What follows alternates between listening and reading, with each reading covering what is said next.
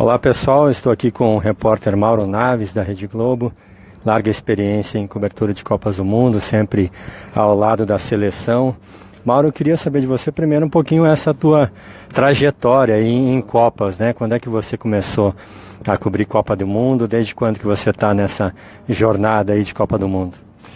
Eu comecei já um pouco tarde no jornalismo, né? Eu tive outra profissão antes, então eu poderia ter ido até, inclusive, a mais Copas, enfim, mas pela idade que eu comecei, isso não foi possível. Mas ainda assim, a partir de 94 passei a viver mesmo Copa do Mundo, a partir de 95 para 96 acompanhar a seleção ainda olímpica, fui para Atlanta e depois de lá eu vim para as Copas todas, né, enfim, da 98, 2002, 2006, 2010, 2014, estamos aqui na Rússia agora, então sempre acompanhando, então já são aí 20 e tantos anos perto da seleção, meu foco sempre foi a seleção, quando viajo para as Copas não cubro os outros países, estou sempre acompanhando o trabalho da seleção, este ano, desde o primeiro dia, comecei lá em Teresópolis e espero ver se vou até 15 de julho, né? Toda vez a gente alimenta essa expectativa do time ir bem e voltar com o título, chegar à final, e não é diferente desta vez. E Mauro, nessa trajetória toda, já como você disse, já são mais de 20 anos, é possível estabelecer algumas mudanças assim no tipo de cobertura, aí, com todos esses recursos tecnológicos que surgiram, você consegue enxergar assim, uma diferença do teu início lá em Copa e do que você produz hoje aqui na Rússia? Sem dúvida alguma, assim, a estrutura tecnológica, como você se referiu, era muito diferente.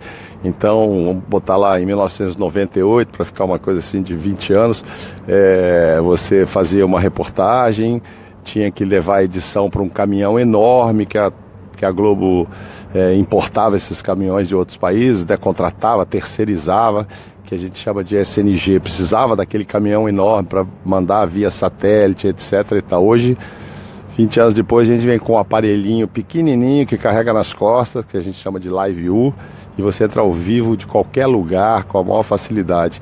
E isso mudou muito, te dá uma flexibilidade enorme para você colocar ao vivo toda hora, esteja onde estiver, né? Antes não, sem esse caminhão você não fazia ao vivo, para enviar as matérias precisava também desse recurso, sempre por satélite. Agora a gente chega na cidade, esse Live View ele é movido a chips, de internet, a internet do país, se você for boa, você nem precisa de muitos, se eu não me engano, eu não sou especialista nisso, mas cabem 8 chips mas são chips de celulares normais, mas em algumas cidades, com um chip só, você tendo uma boa internet, você envia tudo ali, você entra ao vivo, desde manhã, o Jornal Nacional, o Jornal Globo, tudo é feito através disso. Então, mudou muito, mas claro que com isso aumenta o trabalho também, né? Porque antes passava o dia fazer uma matéria para enviar no final da noite, uma reportagem, um repórter, outro e tal, e hoje não, né? Tá todo mundo à disposição e podendo entrar ao vivo a todo momento, seja da sala de imprensa, da rua, de onde tiver a seleção, enfim, o que facilita para a TV, facilita para a informação, mas evidentemente aumenta a sua carga de trabalho, porque quem está dirigindo os telejornais sabe que você tem essa facilidade, então te requisita mais do que antigamente fazia. E Mauro, você que tá, né, é um setorista de seleção, digamos assim, como que é equilibrar aí a necessidade jornalística e tal com uma paixão nacional, né? Como é que você consegue ficar nessa corda bamba aí de ser jornalista e lidar com a seleção brasileira? Estando com a seleção é a única oportunidade que eu tenho como profissional de exercitar um pouco o lado torcedor, né? Porque em clubes isso não é possível.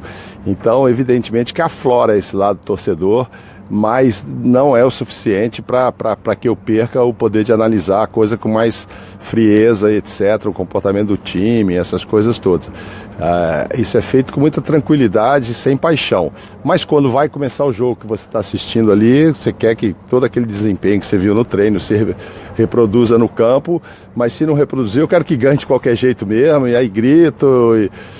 Eu como estou há 30 anos nessa profissão e sempre fazendo muitos jogos, muitas finais, muitos jogos importantes pelo Brasil afora, Libertadores, etc., eu já não estou mais acostumado a gritar, a torcer. Um dia desse fui assistir um jogo de vôlei da minha filha, eu não sabia torcer, sabe? Não sabia gritar como torcedor normal, porque eu estou sempre dentro de campo, parado, frio, seja um gol do meu time ou contra o meu time, eu vou ficar ali parado. No caso da seleção, eu já tive a oportunidade de vibrar dentro de campo mesmo, porque é a hora que aflorava o lado torcedor. Mas em termos de analisar o que está acontecendo, não. Dá para fazer na maior tranquilidade. É só no momento do jogo mesmo que eu fico ali com esse lado torcedor. Passou o jogo, ganhou ou perdeu, também tomo uma água mineral e aí vou escrever com tranquilidade sobre o que aconteceu, e aí o lado pacheco, o lado torcedor fica de fora. E Mauro, você está na companhia do Galvão há muito tempo também, né? E é assim você está no time que é o principal time do jornalismo, o Galvão que é um narrador aí, um ícone, né? E que movimenta o Brasil todo em torno da voz dele. Como é que é essa parceria com ele? Então, na Copa acaba sendo, já teve, já aconteceram Copas em que a gente estava mais perto, outras mais distantes, às vezes até pela parte geográfica do país em que a Copa acontece, a gente fica mais ou menos perto. Agora, por exemplo, aqui na Rússia, eu só estou com ele a partir de um dia antes dos Jogos. Eu estou lá em Sochi, onde está a seleção brasileira, ele está aqui em Moscou, faz Jornal Nacional daqui, a gente faz o dia a dia lá da seleção, então só nos encontramos no dia anterior dos Jogos. E eu não tenho participado diretamente das transmissões, só na parte final. Mas seria sempre um prazer estar com ele e tal, me identifico muito, só são muitos e muitos anos, aí desde das Olimpíadas lá de Atlanta, que eu faço parte desse time dele, estamos juntos, mas nessa Copa, por exemplo, o contato não tem sido tão grande, não tem sido diário. Ele grava em Moscou, eu estou lá em Sochi e tal, e só no dia dos Jogos, nas vésperas normalmente, ele vem assistir o treino e vem fazer um comentário do estádio, assistir a coletiva do técnico. E aí que a gente troca figurinha, troca impressões sobre o que está acontecendo. E muitas vezes divergimos muito. Nessa Copa foram só 2 jogos, a opinião dele é totalmente contrária à minha. E a gente questiona, ele acha isso, eu acho aquilo e tal. Mas evidentemente que pesa é o que ele fala no ar, né? O que vai é a opinião dele lá, na voz dele. Mas a gente tem pontos de concordância e pontos de divergência, mas é sempre bom trocar uma figurinha, porque como eu estou mais perto do time, às vezes quer saber como é que está a sensação, às vezes recebo telefonemas, ele, vai jogar quem, não sei o quê, porque eu estou acompanhando, ele quer saber o time, se fez mudança, se não fez.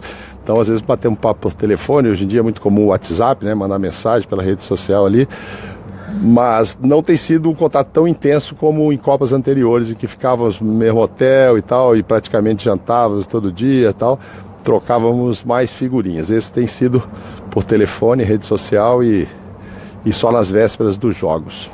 Mauro, para a gente ir terminando, você tem assim uma passagem como jornalista em Copa do Mundo que você recorde assim com carinho, ou eventualmente que você deu uma notícia, quem sabe que tem um corte ou um jogo especial que você guarda com carinho como jornalista assim do teu trabalho?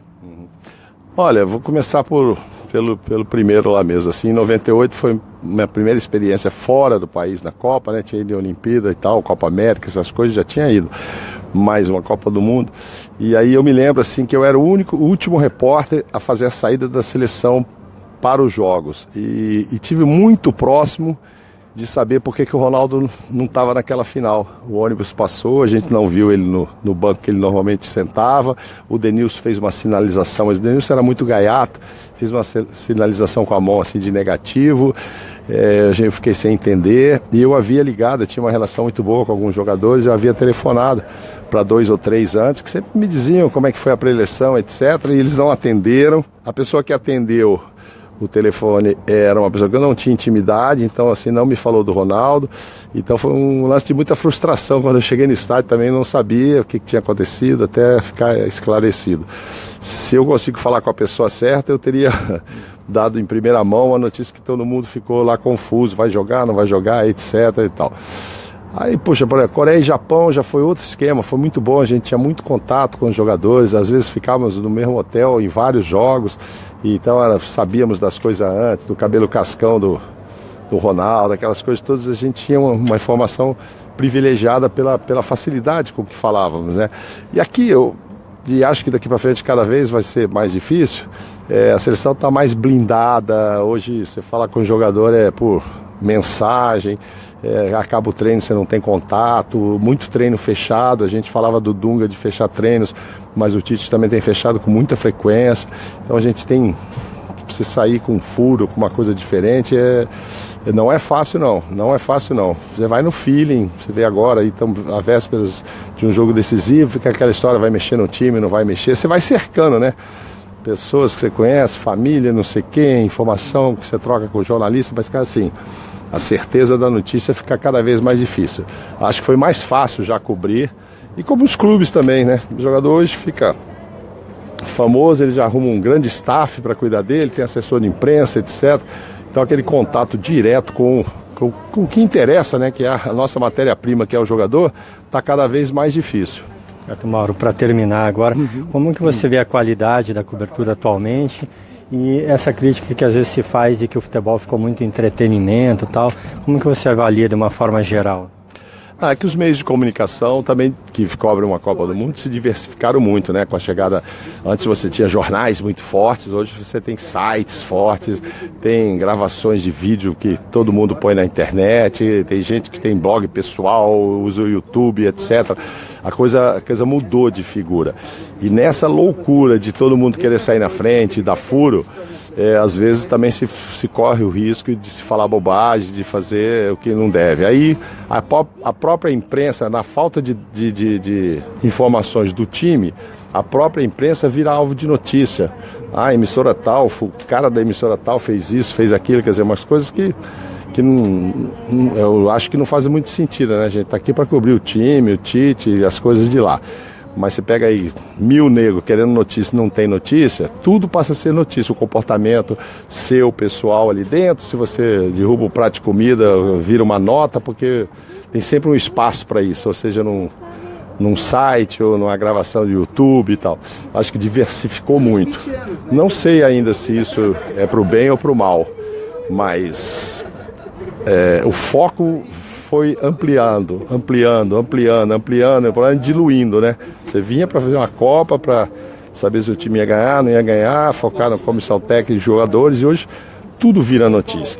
Por outro lado, com essa diversidade toda, eu acho que o cara que está em casa, ele também tem a oportunidade de saber mais sobre o país, saber mais sobre a cultura, porque os veículos trazem pessoas, às vezes, que não estão nem credenciadas para os jogos, e essas pessoas vão fazer outras coisas, fazer os sites da vida por torno da cidade, por torno do estádio.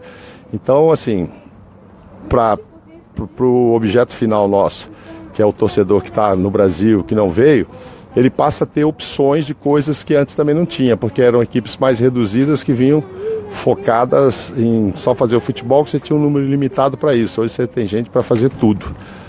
E aí também, quando se faz tudo, se corre o risco de fazer bobagem. Mauro, muito obrigado.